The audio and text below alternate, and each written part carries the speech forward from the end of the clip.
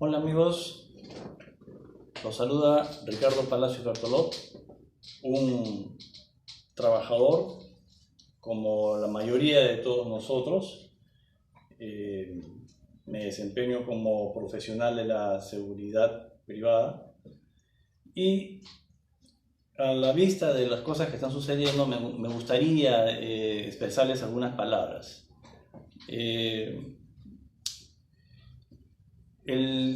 El tema que está sucediendo actualmente en nuestro país y en el mundo con relación al COVID-19 es algo que es inevitable. Es una pandemia mundial. Si bien es cierto, hay cierta desinformación, aparecen muchas personas que creen saberlo todo, que adivinan, pseudocientíficos y médicos que lanzan videos por aquí y por allá, indicándole a la gente qué cosas tienen que hacer para solucionarlo, las medidas, hablan de los síntomas como grandes expertos.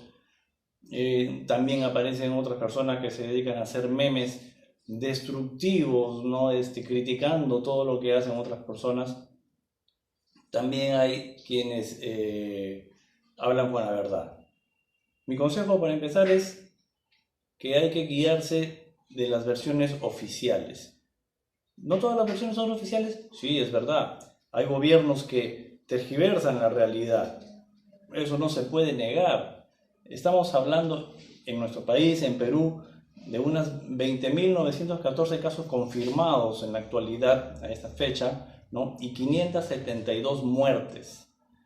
Lo cual está demostrando que las medidas adoptadas por el gobierno, la curva que aún sigue en ascenso, está controlada hasta cierto nivel. El contagio es inevitable. No hay quien no se vaya a contagiar, todo el mundo va a contagiarse. La idea es que no se contagien todos de golpe, en un solo golpe, porque no va a haber capacidad de atención médica, no va a haber quien pueda ayudar. Si copamos todo lo que es los sistemas sanitarios, que sabemos perfectamente que desde hace 30 o 40 años atrás son paupérrimos, son insuficientes, no se les ha dedicado la inyección económica necesaria ni a la especialización necesaria a los profesionales de la salud.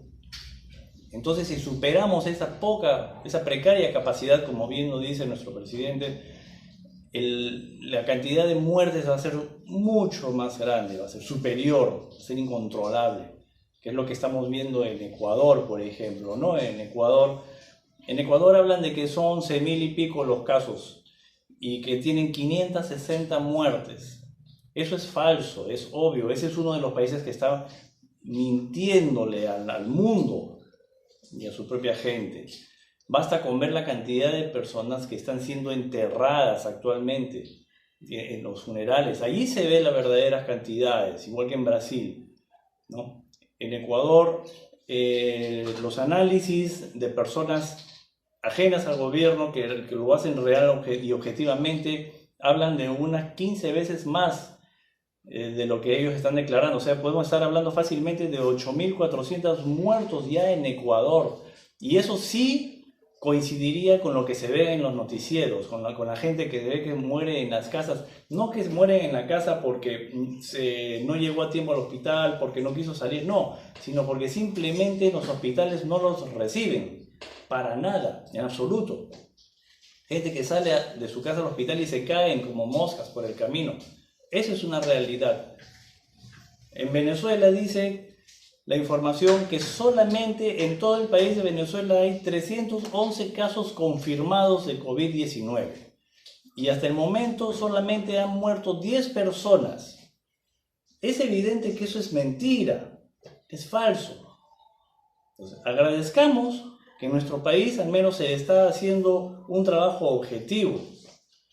Pero, ¿y en el mundo? ¿Cuántos hay? En el mundo a la fecha ya estamos hablando de 2.637.314 personas infectadas a la fecha, ¿ya? Y unas 183.559 muertes. por el COVID-19. Esas son cifras incluso no reales. ¿Por qué? Porque la estadística mundial se basa en lo que los gobiernos notifican oficialmente. Pero debemos ser conscientes de que de cada 100 personas que caminan en la calle, 90 tienen mucha posibilidad de ya haber sido contagiadas. De esas 90 se habrán recuperado algunas, otras se complicaron, etc., ¿no? Pero es como una gripe, es una gripe.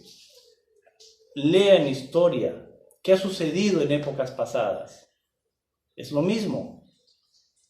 Es lo mismo. No se puede tapar el sol con un dedo. ¿Qué toca hacer? ¿Cómo ayudar? No entrar en pánico.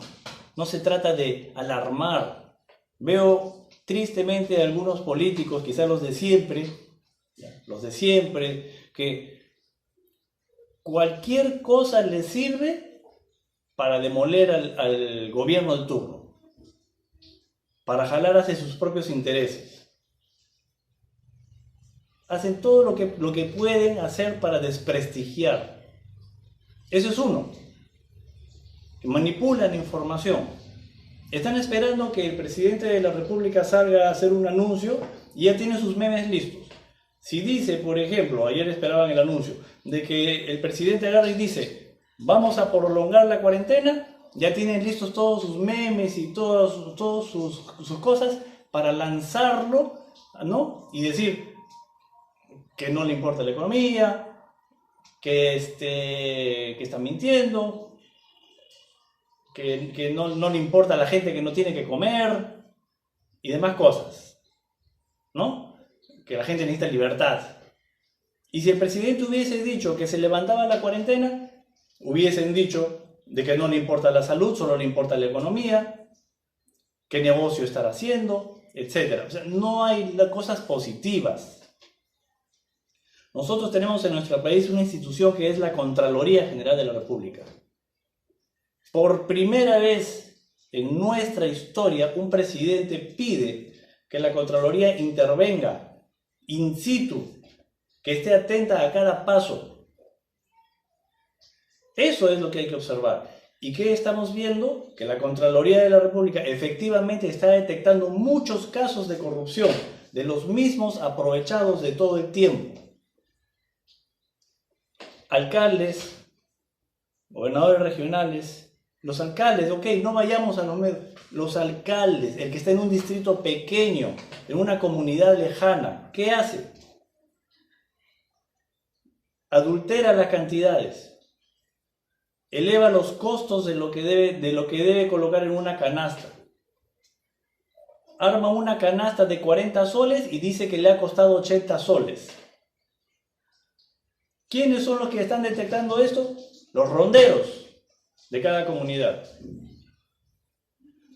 Hay que abrir los ojos, hay que estar atentos a eso. Así podemos sumar, así podemos ayudar. Cuando estos corruptos de toda la vida alteran las compras, falsifican facturas de acuerdo en contubernio con empresas también malas,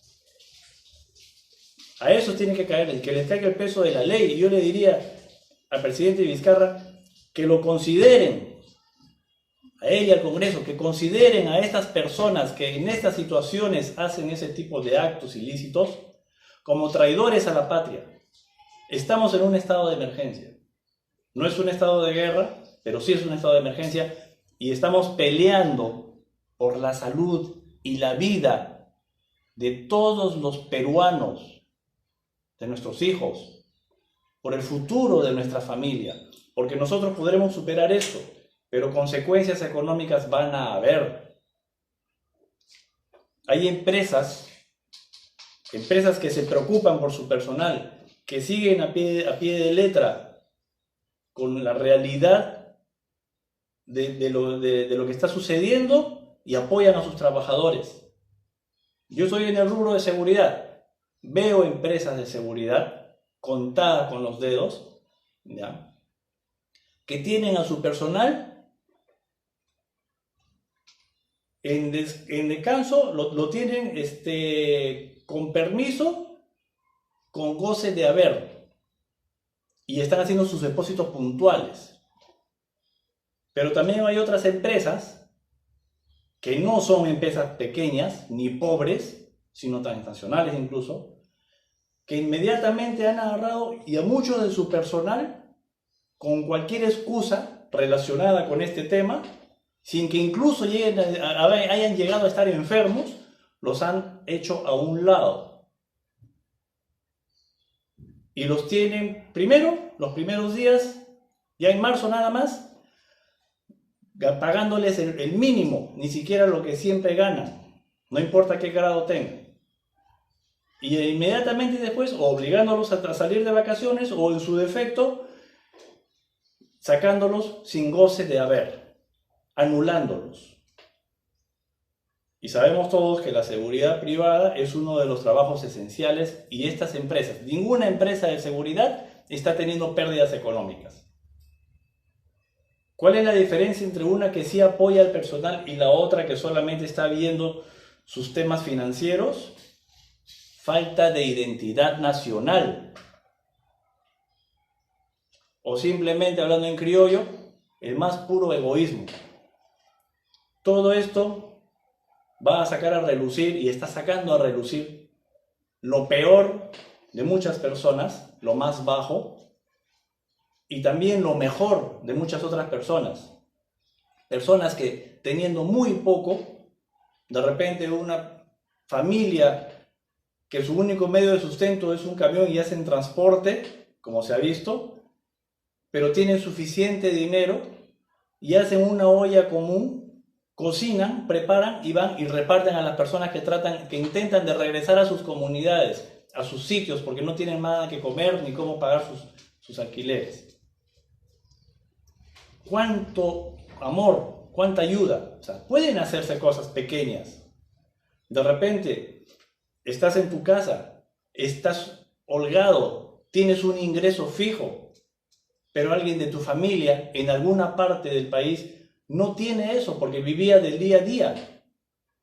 De repente vivía vendiendo pasteles o algo y ya no lo puede hacer. Y tú le puedes hacer una transferencia pequeña a su cuenta para que pueda comer una semana más o 2 semanas más. Hay gente que saca lo mejor de sí, pero lamentablemente hay muchas autoridades que se dedican al robo. El gobierno compra equipos de protección personal para los médicos, los distribuyen a nivel nacional, y los técnicos, enfermeros o los encargados del almacén o administradores se las roban. Se las llevan en cajas. Los mismos profesionales de la salud lo denuncian, dicen, aquí han llegado las cajas y se las están llevando. Ahí es donde debe entrar a tallar la Contraloría. Y no solo la Contraloría, señores, debe entrar la Contraloría, los ronderos en las comunidades alejadas, donde no llega la Contraloría, y cada ciudadano de bien. Y que todas esas denuncias no vayan a saco roto. Y que perfecto.